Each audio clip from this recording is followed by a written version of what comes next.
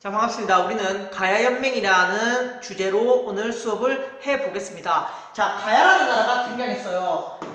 고구려, 백제, 신라가 발전하는 가운데 그 틈 사이에서 성장했던 나라가 가야입니다. 이 가야는 원래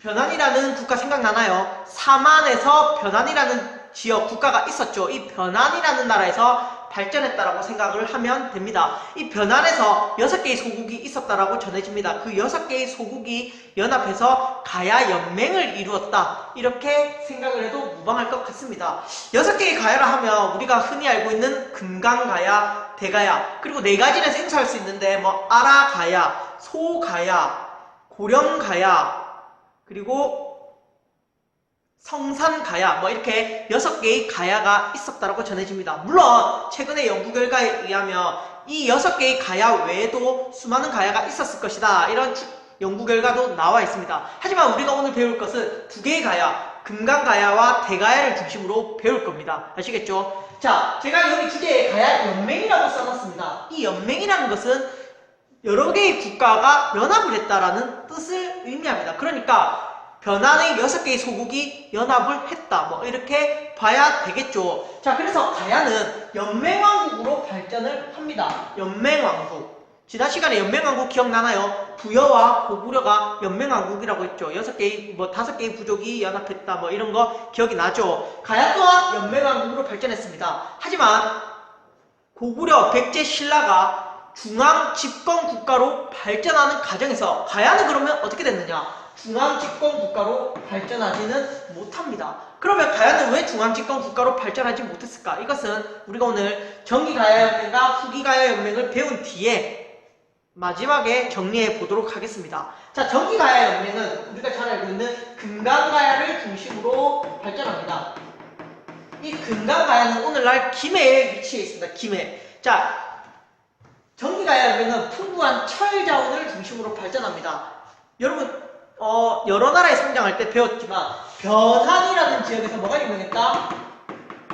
철이 유명했죠. 변안이라는 지역에서 철이 유명했는데 그 철을 누구도 가야도 이어받아서 그 철을 널리 활용했다라고 생각하면 됩니다. 실제로 이 풍부한 철 자원을 바탕으로 무기도 만들었고요, 농기구도 만들었고요, 철의 원료인 병이세를 화폐처럼 사용하기도 했다라고 합니다. 어쨌든 이 금강가야는 풍부한 철 자원을 기반으로 발전했고 낙동강 하류를 기반으로 성장했다. 지금도 이 낙동강 하류에서는 농업 생산력이 많습니다.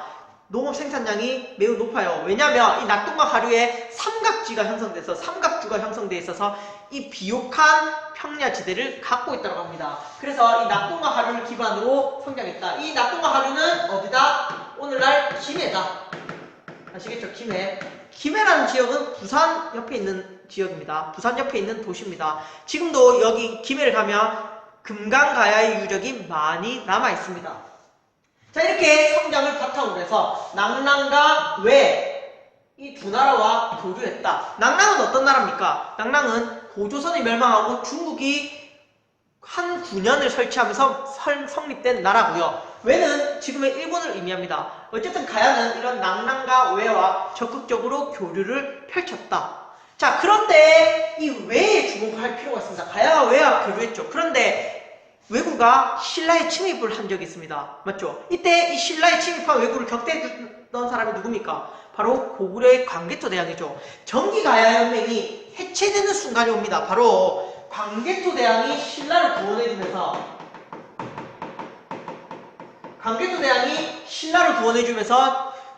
도망가는 왜구를 어디까지 쫓는다? 가야까지 쫓는다. 그래서 이 광개토대왕이 정기가야연맹의 금강가야에 영향력을 미치면서 금강가야는 어떻게 된다? 일시적으로 세력이 약해지게 된다. 아시겠죠? 그러면서 정기가야연맹이 점점 몰락하게 된다. 아시겠죠? 자, 이런 정기가야연맹을 몰락을 뒤로하고 등장했던 나라가 바로 후기가야연맹, 바로 대가야입니다. 이 대가야는 고령이라는 지역에서 발전합니다. 고령은 어디입니까? 바로 고령은 대구 옆에 있는 도시입니다. 대구 옆에 있는 도시고, 이 고령이라는 지역에 가면 대가야와 관련되어 있는 뭐 테마파크라든지 이런 여러가지 유적들 많이 남아있으니까 한번 기회가 되면 가보시기 바랍니다. 어쨌든 이 고령을 중심으로 발전했던 대가야는 소백산맥 서쪽까지 진출을 합니다. 이때 대가야가 영토 확장을 할 수 있었던 이유는 뭐냐면은 삼국이 서로 대립하고 있던 시기입니다. 그러니까 고구려 백제 신라가 끊임없이 이제 싸우고 있었던 시기죠. 실제로 이때 되면 이제 고구려가 남진을 하기 시작하고, 장수왕 때 남진을 하기 시작하고, 신라와 백제는 이 고구려의 남진을 막느라 가야를 신경 쓸 겨를이 없었다는 겁니다. 그 틈을 노려서 대가야가 발전을 하면서 소백산맥 서쪽까지 영토를 확장할 수 있었죠. 그리고요, 중국 남조와 교류를 했다. 중국 남조와 교류를 한 나라는 많지만 백제도 중국 남조와 교류했고 대가야도 이 시기에 중국 남조와 교류를 했다. 자, 그리고 신라와 함께 신라에 침입한 고구려군을 격퇴하기도 했다. 사실 이 대목이 조금 주목할 만한 부분인데요. 이 내용을 살펴보면 우리가 해석을 해볼 수 있습니다. 가야가 신라를 도와줬네. 이것은 무엇을 의미할까요? 이때 당시에 나제동맹이라는 게 체결되어 있었는데 바로 뭐다? 가야도 나제동맹에 참여했다. 그러니까 나제동맹이 백제와 신라가 동맹을 맺어서 고구려의 남진을 막았다라는 거죠. 이때 가야도 고구려의 남진을 막기 위해서 누구와? 백제와 신라와 협력 관계를 유지하고 있었다. 이렇게 우리가 이해하면 될 것 같습니다. 아시겠죠? 자, 그럼에도 불구하고 이 가야는 결국은 발전하지 못하고 멸망합니다. 정기가야연맹은요, 버프만 때 신라에 편입되고요.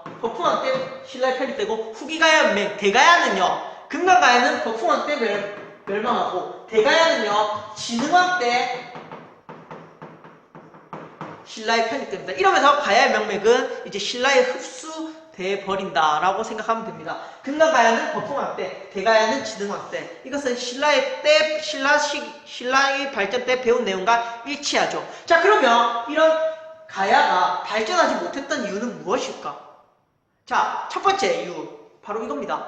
가야는 백제와 신라 사이에 끼어서 끊임없이 백제와 신라의 간섭을 받았다. 때때로는 또 누구의 간섭? 고구려의 침입을 받기도 했죠. 이렇게 삼국 틈 사이에서 발전하기가 사실 어려웠다.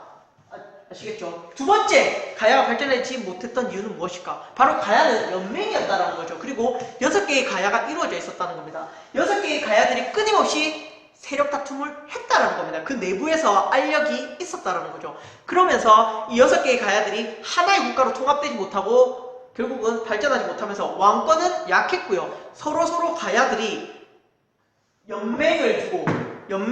가장 최고의 자리를 두고 서로 다투면서 중앙집권 국가로는 발전하지 못했다. 아시겠죠? 이래서 가야연맹을 배웠습니다. 자, 이 내용 정리해 주시고요. 자, 사진 찍어서 올려주시기 바랍니다. 또 하나 더, 가야연맹이 발전하지 못했던 이유, 가야연맹이 중앙집권 국가로 발전하지 못한 이유, 방금 설명했는데요. 이 이유 두 가지 다시 한번 정리해서 카페에 게시판에 올려주시기 바랍니다. 감사합니다. 자, 여러분 다 같이 큰 소리로 따라 읽어봅시다. 금강가야 김해, 대가야 고령. 금강가야 김해, 대가야 고령.